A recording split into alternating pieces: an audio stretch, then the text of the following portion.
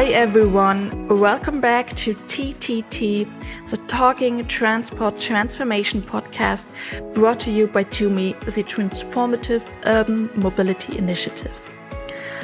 Electric buses are deployed ever faster in cities worldwide, responding to the urgent need to decarbonize transport. The ongoing electrification relies mainly on fully battery electric vehicles, charged at depots overnight or by rapid charging technologies during operations. But how does the future for the world's almost 300 electric trolley bus networks look like? In fact, many systems feature outdated vehicles and low service standards due to decade-long underinvestment and neglect. Trolley bus systems in Germany saw a boom since the end of World War II when fuel was scarce to operate diesel buses and rehabilitating tram systems was rather expensive. However, car-centered urban development and promoting other forms of mass transit decreased the number from around 73 to only 3 trolley bus systems in operation in German cities as of today. Solingen, a city of 160,000 inhabitants in the federal state North Rhine-Westphalia, is famous for its production of knives and blades, but even the global transport community knows little about the city's trolley bus system. Today's episode might contribute a little bit to changing that. Since 2017, the fleet of 50 trolley buses is being exchanged by modern battery electric trolley buses. In fact, the city plans to exchange and integrate the remaining diesel fleet into the trolley bus network, going for 100% electric public transport in the next few years. Do existing grid infrastructures support a quicker electrification by modern vehicles?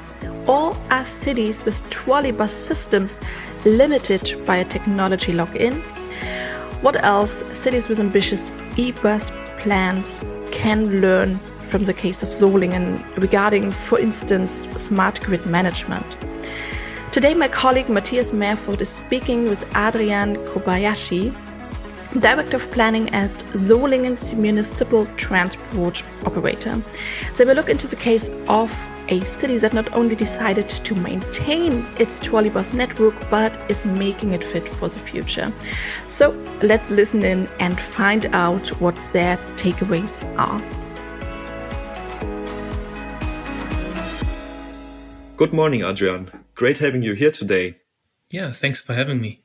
Yeah, we met about 2 months ago in Solingen together with 2 Ukrainian colleagues of mine, and we're interested how the future for many trolleybus systems, which yet rely on old technologies and often outdated vehicles, might look like, but also what other cities that don't feature trolleybuses but set themselves ambitious targets on bus electrification could learn from your experience. I believe we gathered a lot of inspiration from our visit and glad to have you here to share a few insights with our listeners of the TTT podcast. So let's get started. Are you ready? Yes, I'm ready. Great. So Adrian, you have been accompanying the introduction of battery electric buses in Solingen as coordinator of a research project. Since almost 2 years, you joined the key stakeholder of the project itself, the municipal bus operator Stadtwerke Solingen, as a head of operational planning. How did you actually get into public transport and nowadays battery electric trolleybuses? It's actually the other way around. I first got into the energy and electric buses then, and later only into public transport. So I was studying in 2017 in Masters in Cologne, University of Applied Sciences, for renewable energy management. And because of that, I was interested in anything energy transition and how to get energy transition also into various sectors of energy. And the Neue Effizienz, it's a rather small agency in Wuppertal, near Solingen. They had a job offer for a student job in this said research project for some helping tasks, some research and so on. I applied for that, got into that. And then through the student job at Neue Effizienz, I got more and more into the topic of electrification of buses and trolley buses in particular. My jobs at Neue Effizienz were researching on different topics, also legal topics and business models. And later on also into the project coordination. And through that, I actually then got mostly in contact with Stadtwerke Solingen, and then later also switched companies over to Stadtwerke Solingen. That was my way, kind of. And now I'm at Stadtwerke Solingen, still the coordinator of this BOP project. We're in the last month of the project, so there's not very much to coordinate right now. Probably there will be quite some at the beginning of next year with all the project closure and all the documentation that has to be done. But my focus actually now is switching into rather digitization of the operation. Yes. But still, the knowledge of the project is rather fresh. Thank you. So our listeners already have an idea from who you are and how you connect to the development, the modernization in Solingen. I would be interested why Solingen in the first place set up a trolleybus network in 1952. This is the figure I found in Wikipedia. And what extent does the network have and does the bus fleet in Solingen have today? As Stadtwerke Solingen is also operating diesel buses, our listeners actually might be interested on some basic differences between the two technologies in terms of everyday operations, such as special requirements to drivers, differences in operations on the road, and things like that. Yeah, so that's correct. 1952 was the beginning of our trolleybus system.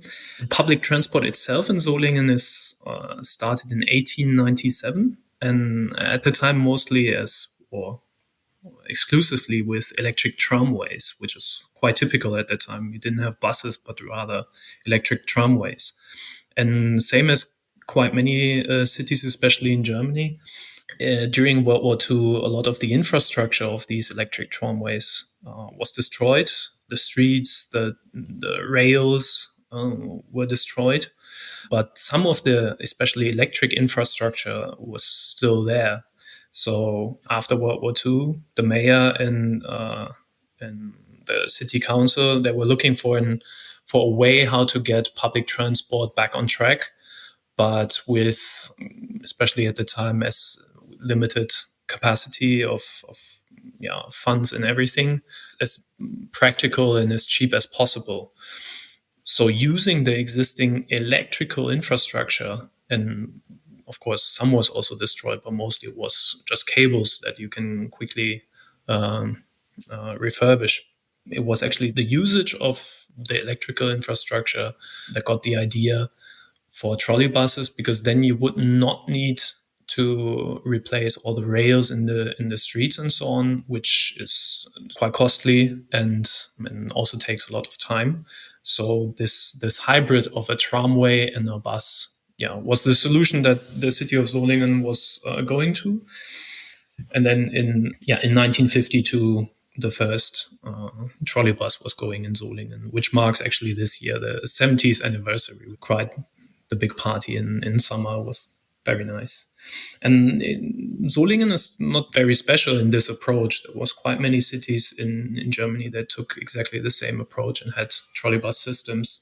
At the time, I think the maximum number at one point was around 70 cities or 70 operators that had trolleybuses in Germany, which then reduced again in the 60s and 70s because the diesel bus became more and more competitive, especially cost competitive, but also with other advantages. So during the end 60s, beginning 70s, most of the cities in Germany switched to exclusively diesel operation. In Solingen, as one of only 3 cities, remained the trolleybus network as well, and went to diesel buses only for service for new routes and so on.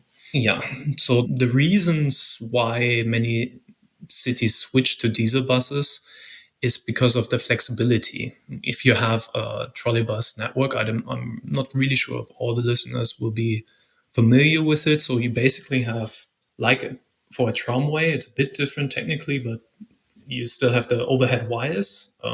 They, in a classical trolleybus network, stretch over the whole route network for trolleybuses.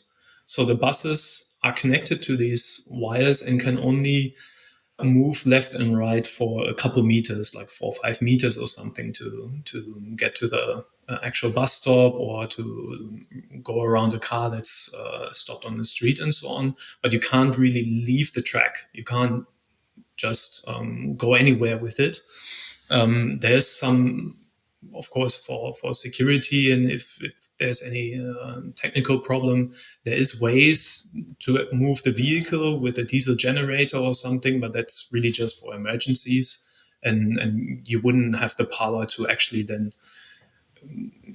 continue the proper operation with these emergency generators. So the user, once you set up your trolleybus network, you're quite limited to exactly that extent with the classical trolleybuses. And in order to be more flexible in operation and redesign your routes and so on, you would need to do a lot of investment, to do a lot of construction. And in that respect, the diesel bus is much more flexible. That's why, together with the increasingly cheaper diesel at the time in the 60s and 70s, the diesel fuel, most operators switched to diesel buses. Now, I'm not really sure if now is the good time, but the benefit then of the battery trolley bus then is that we actually gain a bit of this flexibility back compared to the really just pure trolley bus. But I think for battery trolley buses, we will probably get into more details later on in the. Yeah, that's right. I think that's one of the main motivation as well, that you touched upon it already with the Batterie-Oberleitungsbus project Solingen. So we'll get a little bit into it later on as well.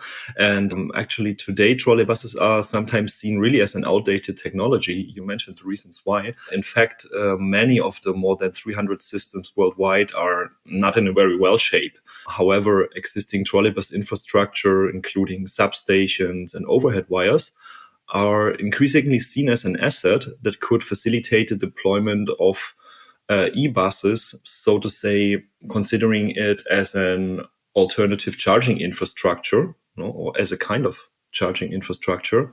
So some operators in cities actively modernize vehicles, some parts of the infrastructure and operational schemes as well. I'd be interested, what actually is the vision of policymakers and also the operator of Solingen's trolleybus system? You touched a very good point. So, as many cities thought of abolishing the trolleybus in their city, also Solingen actually had the debate whether or not to go back from trolleybuses and go to diesel buses. Lastly, it was in the beginning of the 90s that debate was finally resolved in favor of the trolleybus, keeping the trolleybus. And at the time, we actually even extended more routes for the classic trolleybus. But still, the problems were there with the flexibility and so on. Now we hugely benefit from the decisions made in the beginning of the 90s, because right now the main goal and the main objective of virtually every bus operator is to electrify their bus fleet. The reasons being quite clearly the energy transition that needs to be done. And the energy transition needs to be done in all kinds of sectors. While renewable energy is primarily at first as electricity from photovoltaics or from wind power, for example. You have the electricity, and now you have to think about how to get the electricity into other sectors, for example, the mobility sector.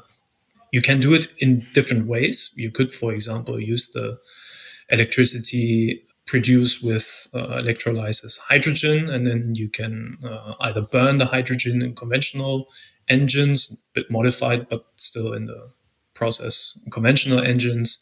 You could use fuel cells.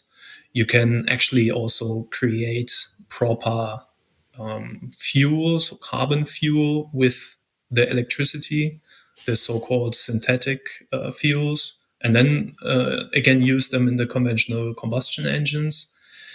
But all of these processes are very inefficient compared to the direct use of electricity. So the way to go, especially if you consider the energy transition and the need to be quick in energy transition and the need to make use efficiently of the renewable energy that we have, which is right now not over the tops. We don't have excessive renewable energy. It's still far less than our energy demand. So we have to be efficient with the usage.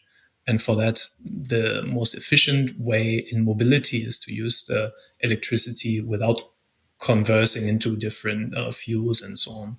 So with that, the electric bus, as where it's possible, is the way to go, which is also found in legislative. So the European Union published laws that operators, especially public operators, need to switch to electric vehicles. They can also go to hydrogen, but there's different problems, not only the one with the inefficiency in terms of energy usage, but it's also still quite complex. So wherever it's possible, regular electric buses is the way to go, which poses a lot of challenges for traditional operators, which come from a purely diesel fleet, because out of a sudden they have to change the whole mode of running their buses. The charging of conventional battery buses, for example, is the easiest way would be to charge all of them during the night on the depot, which would mean as little as possible changes to the operation itself, but poses maximum stress on the power demand of the operation at the same time during the night, or of the depot at that same time during the night, which is a big problem for operators if you think about large scale replacement of diesel buses with electric buses. Here we actually benefit from our existing infrastructure, because the infrastructure is completely spread throughout the city, the existing trolley bus network, and the buses can charge during the day. During operation, they don't even have to stand, which is another way of charging conventional battery buses, is if you want to avoid both the high power demand during the night at the depot, but also want to increase the reach during the day, because battery capacity is limited on a bus, and you may actually also have problems with the daily reach, with the daily kilometers that you can go compared to the traditional operation. You would also be able to charge while standing in the field somewhere at the end of a route or something. But then you have to stand, you have to wait. You can, as far as possible, like connect it with brakes for the drivers and so on, but it will always mean an extra limiting factor to the operation. And in many cases also that you would actually need more buses, more battery electric buses to replace the number of diesel buses that you had. So for example, you want to replace 2 diesel buses, you may need 3 battery electric buses, which is right now just the number that I said. It always depends on the exact circumstance. But with a battery electric trolley bus, you can mostly, or for the routes that fit for it, you can really do a one-to-one conversion. So while we already have a fleet that's half electric, so we start from a much better starting point than most of the operators, we can also, for routes that fit, for example, the first project route in the Bob project, we can really one-to-one replace the buses, the battery trolley bus from a diesel bus, because the buses don't have to have any stationary time. They can just charge under the catenary. It has its limitations. The reach of a battery trolley bus off grid, so once it disconnects from the trolley bus network, is even far lower than that of the conventional battery bus, because you don't plan that much battery in a battery trolley bus, because you can charge during the way. And then it always depends on the actual situation on the route, whether or not you need larger batteries in your battery trolley bus, whether or not you may actually then also need a stationary charging system. That's all possible. And that's all the things that you have to consider route for route because of all the different parameters that go into that, be it the elevation of the road, be it the actual distance, be it the stationary time and so on. You really have to check route for route if you want to electrify. Unfortunately, we don't have the bus that completely replaces a diesel bus, which would, as little as possible, impact to the operation. Yes, I mean, we were very impressed when we visited Solingen, so we could really perceive this in life, how the new idea or the new operational concept would work. So you're actually working with the existing trolleybus network, but the battery electric trolleybuses, they allow you to just go off the general grid, add a route of 5, 6, 7, 10 kilometers, and maybe a terminal point where the driver has to make a break. You reconnect to a system and you have only a infrastructure investment on one spot where you recharge the battery a bit. Maybe not necessarily you have to do it even, and then you can reconnect to the system. So I understand that this is the way you are pursuing to integrate and to change the still existing diesel buses. I think you have. Yes, exactly. So the vision. Now I got a bit off track with talking about the system. Sorry. The vision of the city of Solingen and also from our company, the bus operator, is to, of course, continue the path of electrification, same as all the other bus operators as well, but as far as possible, take the battery trolley bus technology and the charging of the batteries in motion under the catenary as far as possible. We may not be able to really do it for the last route, but as far as possible, we want to use the asset, as you rightly said, the huge asset that we have, the big charging infrastructure that we have spread throughout Solingen and the catenary. We want to make use of that, which means we have to do as little as possible investment and as much as possible impact. Yeah, thank you very much. This connects very well to the next question. So some parts of it probably we answered already. And I wanted to ask, what makes a battery electric trolley bus different from a classical one, and where the trend is going in Germany and Europe? You have been going through several tendering processes. So also, you know, the pros and cons and difficulties related to that, but also in operations. So what are the advantages of battery electric trolley buses, and maybe some disadvantages if you compare them now to standard e-buses? No? So we answered already part of the question, but maybe you might add some specific figures or ideas that come to your mind. So the battery electric trolley buses differ from the regular trolley bus.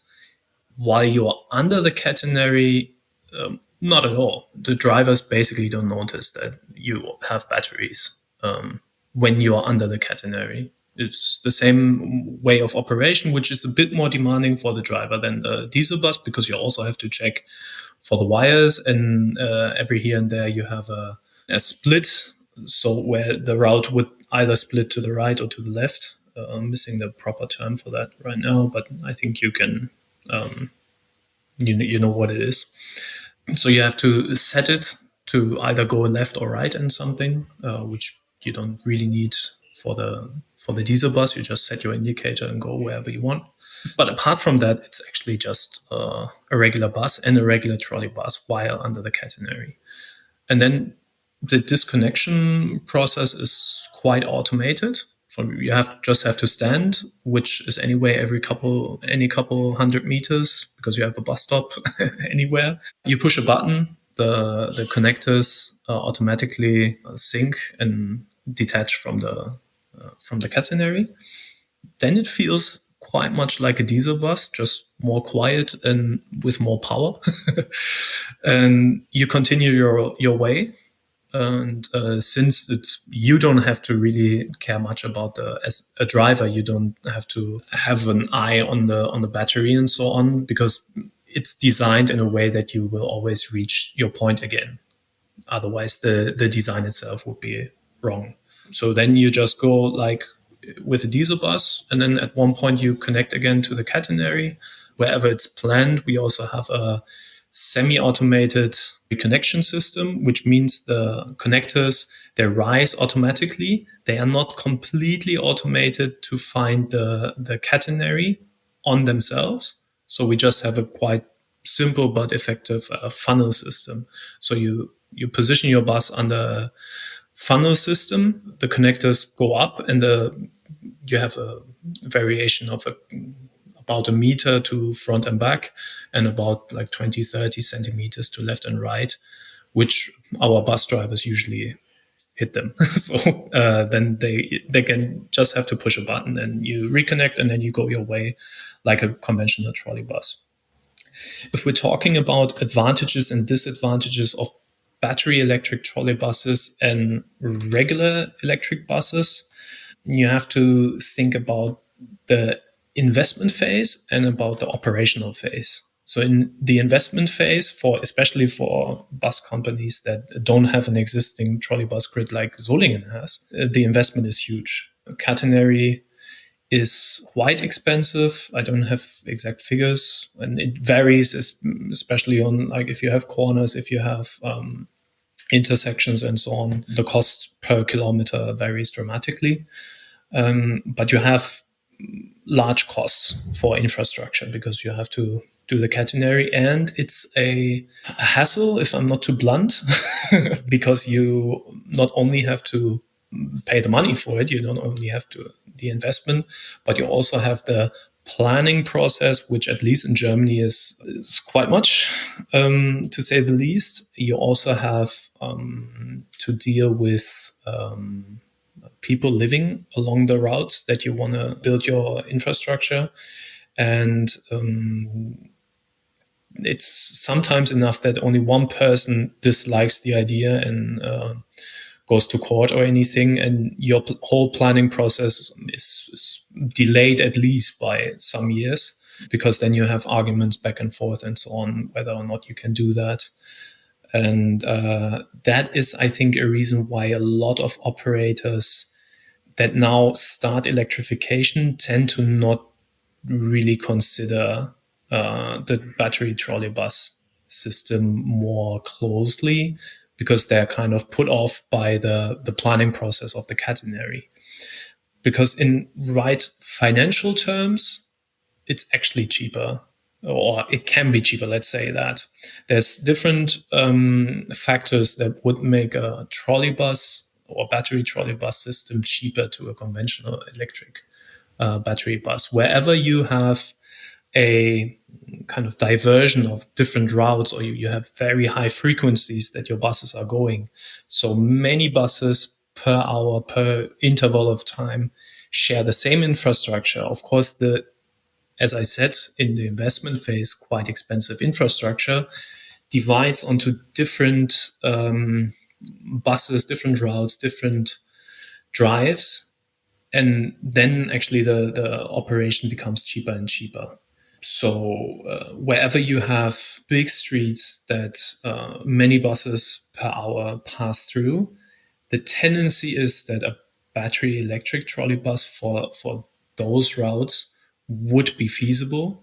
But in the end, it's always you always have to calculate per route, for your situation, for your city, for your elevation, for anything. Electric buses are not the technology that you can just make a once-fits-all statement, like this technology is what you need to go, or this technology is what you need to go. It's always very depending on the situation where you are. So within Germany and Europe, as far as we know, the tendency is that cities that do have traditional trolley buses do the same as Solingen does. They want to do as much electrification and as much backbone of their operation with the trolley bus network, the existing network. They tend to only invest in new trolley bus infrastructure point to point, like we also did, a couple 100 meters here and there, and a charging station at the end. but you wouldn't really do the whole process and do very much new infrastructure. While the operators that until now did not have trolley buses, they tend to not really consider the trolley bus too much and rather go for the standard electric bus, because in all terms of operation, it more closely matches the operation of a diesel bus, which of course means less impact on the operational side. There are some exceptions to that. Berlin is very much considering at least one route towards Spandau with battery electric trolleybuses.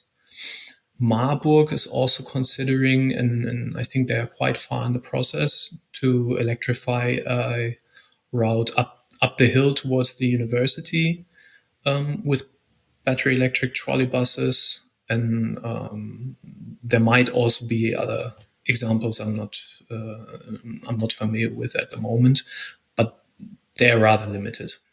But still, it sounds very interesting. So we might go towards a situation where we not only are happy to have at least 3 trolleybus networks in Germany, but maybe moving towards 5. But still, this is rather a small scale. But however, I think it's a very important indication for the many still existing trolleybus systems that actually that's an asset, and there is huge potential to use that for further uptaking the deployment of e-buses. Yes, absolutely. For example, through battery electric trolleybuses, no? And looking back to the last 5 years, since the first battery electric bus has been put in operation in Solingen, what has been achieved since the mentioned research project and the modernization of operations started back in 2017, 2018, and what has changed for passengers and operators? I hope for the passengers, nothing changed.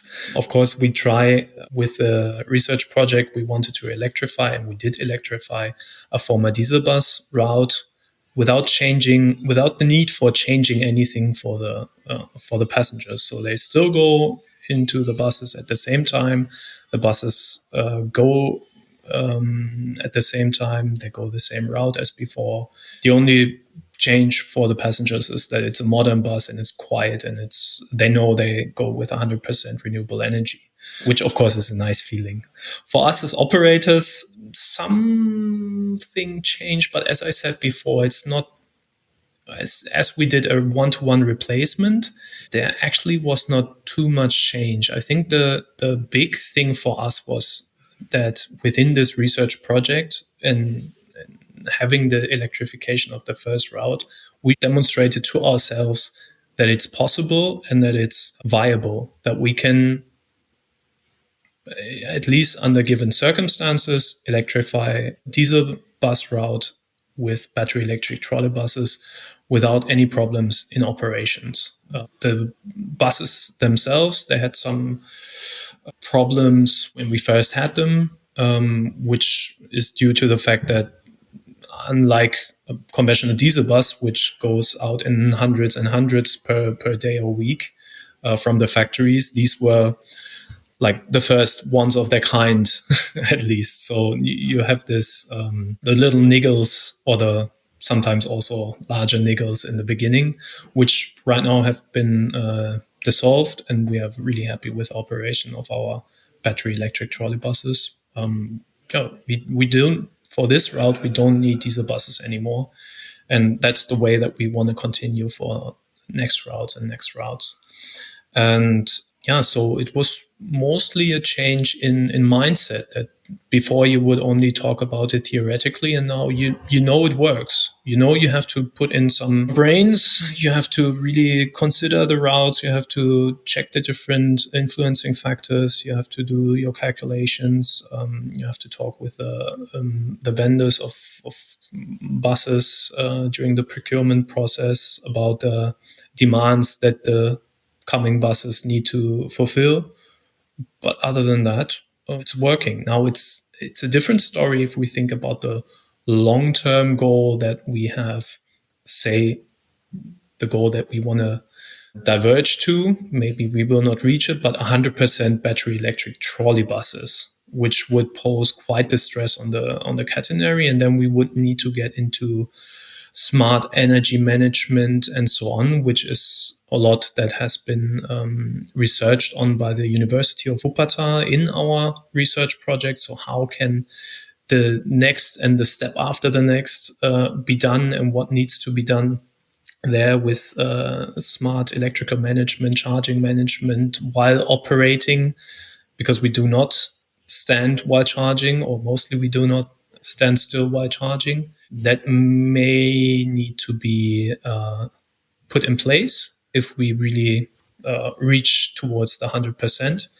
But at the point right now, the grid is very robust, and we also will be able to electrify at least a few more routes without really having to put too much intelligence into the grid from the side of operation. Yeah, good to hear. So we're already in the middle of the last question. Yeah, I mean, you have mentioned it already, smart grids and energy management. That was also one of the focus areas of the Bob research project. And also with the motivation that the decarbonization of the transport sector, the decarbonization and electrification of buses could also accelerate the energy transition. Selling electricity back into the grid and so on. What questions have you been dealing with in that respect? And where do you see further homework for policymakers in Germany and the European Union to really make use of this full potential of sector coupling? So you touch a very major but sensible point, or sensitive point. A lot of the research project was about how we can put more and more energy markets, energy services in the catenary, because it's an existing infrastructure that we want to make use of best. There were ideas, or we followed ideas of directly feeding photovoltaics into the catenary grid. I said we go with 100% renewable energies, and anyone who knows the energy market or the electricity market at least a bit knows that usually this is done with certificates. So there might be a wind turbine or a PV power plant somewhere in northern Germany, or even in Norway with water power, or in the Alps with water power. They generate electricity and certificates for this electricity being 100% renewable. And then you can buy these certificates and you just take electricity from the grid, which is anyway always just grid electricity. And then you can call your electricity renewable. It's a good thing. You should do that. But what is very important to get energy transition into large scale and towards 100% renewables is that you also generate electricity renewably locally and use it as much as possible also on the local scale. So the idea of directly feeding photovoltaics into the catenary grid is I want to say, a no-brainer. It's nothing that you need a degree to think of. And it makes a lot of sense because the sun shines during the day. During the day is also where we operate our buses. And more often than not, you have photovoltaics operations, which then at the time, especially on private property, you might not even be home, so you can't use your electricity. You can feed it on the small scale, you can just feed it into the grid. But the best, as I said, is to use it at the time of generation. And there, to get the renewable generation and then the usage of the electricity to make the match during the day is one of the key factors that will lead to success of energy transition or will hinder the success of energy transition. And to get this together in sector coupling makes perfect sense. Same, we thought, okay, we have a vast overhead wire grid, which spans all over Solingen, also goes towards the outskirts. And while we have quite much stress in the catenary in the center, where a lot of trolley buses go every minute, towards the outskirts, we have sometimes just any 15 minutes a bus passing in each direction. So there's a lot of untapped capacity in the grid. So there, for example, we could promote also private electromobility with charging stations for electric vehicles, like personal vehicles, cars, or even e-bikes or whatnot. So we considered that in the research project. The University of Wuppertal also developed the necessary electrical components to actually implement that. But we also, of course, anything that is you want to put into operation, you also have to consider the legal status of that. And with that, again, I went quite broadly, but I think it's important to understand the next point. There we see an uncalculable risk for us as operators, which leads to our decision for the time being not to implement these technologies into our catenary, because once we would put all of this into the catenary, we would get more and more into not the law that we know or the regulation that we know, which is traffic and streets and buses, but we get very deep into the energy legislation and the energy market. And the energy legislation and energy market is not designed for these types of business models and these types of usage. Or let's say the design that would fit would mean that we actually lose the ownership, or at least the operation of our own trolleybus grid. Our grid would become a public distribution grid of energy, because there would be hardly anything separating it from the regular distribution grid. And there's a lot of consequence to that. That would mean that anyone would have the right, which makes sense for a conventional distribution grid, but not for our trolleybus grid, that anyone would have the right to be connected to it, whether we want it or not, whether we can use the electricity at the point or not, whether we have problems with getting electricity there if you want to use electricity from the grid at that point or not. And it may even go further that anyone in Solingen could say, well, it's a bit unlikely, but hey, I have a car. I design it not conventionally, but I also have my two connectors, and I want to get my driving electricity, my electricity for the drivetrain from the catenary. And we would have to connect that person to the catenary, and then maybe they park on the street, the connector's still attached, and our buses can't pass. And it's all theoretical, of course, but that would be the implications of being that deep into the energy legislation, which leads for us to the conclusion that it is very interesting. And if you just consider the facts without legislation, it makes sense. It makes sense to promote energy transition. It makes sense to increase the local renewable energy generation and consumption at the same time, which is what you want.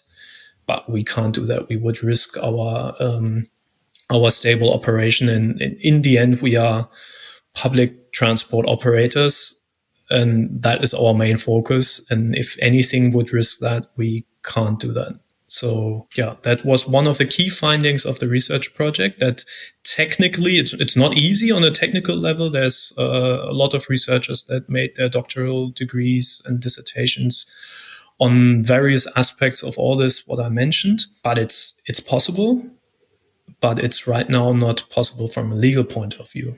So for the time being, we would not pursue that way, but stay in our conventional trolleybus network and expand it with battery electric buses, so we can further replace diesel buses with battery electric trolleybuses.